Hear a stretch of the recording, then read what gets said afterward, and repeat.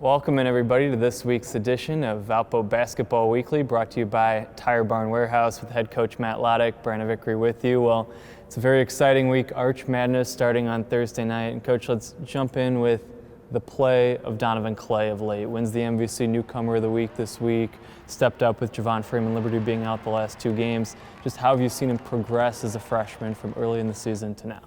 Boy, I feel like I just answered that on my conference call.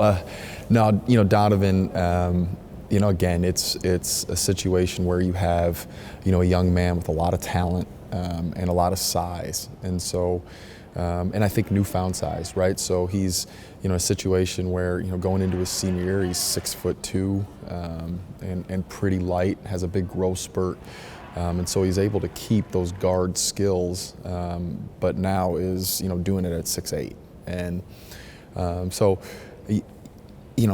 the progression of that, right? Learning how to play with new size, and then, coming into a college environment where, all of a sudden, hey, we're asking you to share the ball a little bit more. We're asking you to screen a little bit more. We're asking you to do things that maybe, you weren't asked to do, because when you're the best player on your team, any shot you can get is going to be the best shot for you. And that's typical of all our guys coming in. So, and then we had to thrust him in. We had an injury early in the year. We had to thrust him into the starting lineup. We asked him to guard other teams' best players. And so he did all that. And he showed up to practice every single day. He's been the only player on our roster, right, that has played in every single game. And he's gotten better all year. Missouri State game, I thought he was the best player on the floor. And that's saying a lot, because they had a lot of talent, and we have a lot of talent. I thought he was the best player on the floor that game. And then Indiana State, he got in a little bit of foul trouble, but again, he's someone that's going to be at the top of scouting reports, and we got him for 3 more years, which was a lot of fun. So I like the progression, and I like that he can get a lot better too.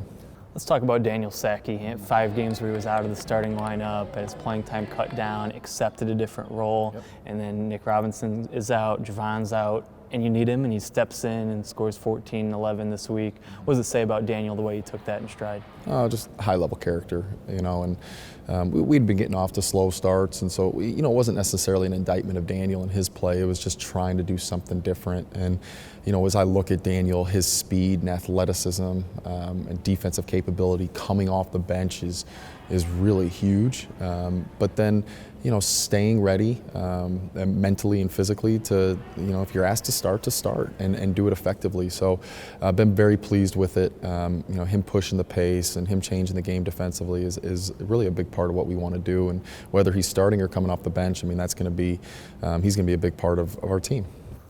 It was your best finish in the Missouri Valley Conference so far, tied for 6th, 500 in conference play.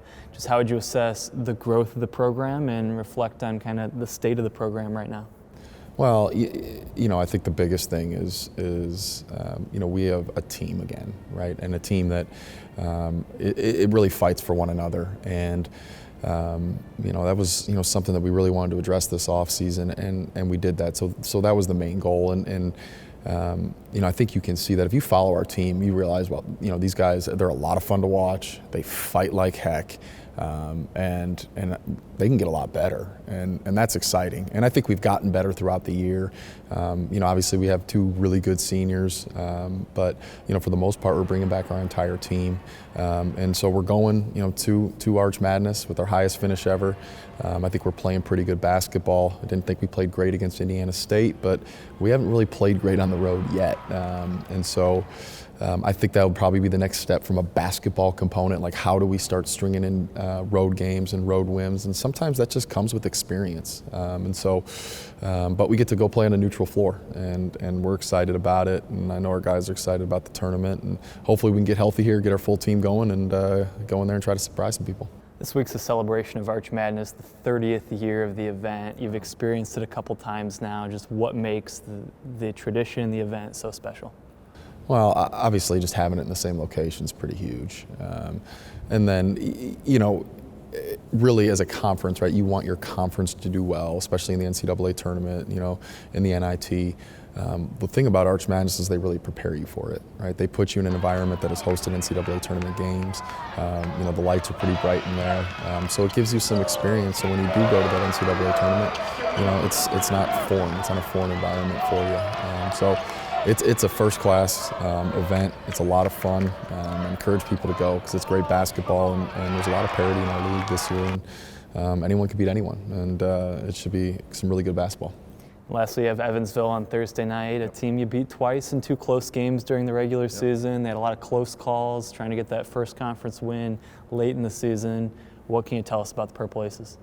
Well, look, they've gone through a ton, and if their change and all that stuff's been pretty well documented. I think there's a lot of stability right now. Again, I think Coach Licklider's done a fantastic job, and they've been in pretty much every single game that they've played, and so we're not going to take them lightly.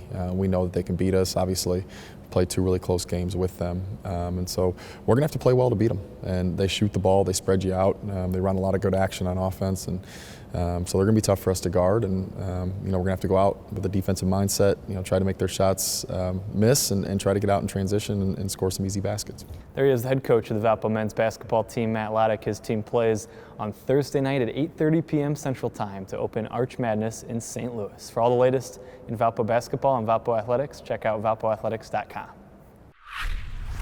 Valpo Basketball Weekly is sponsored by Tire Barn Warehouse. For all major brand tires, wheel alignments, and more, visit Tire Barn at 451 West Northland Drive, Valparaiso. Tire Barn installs more than 3 million tires a year. How about your next set? Visit www.tirebarn.com.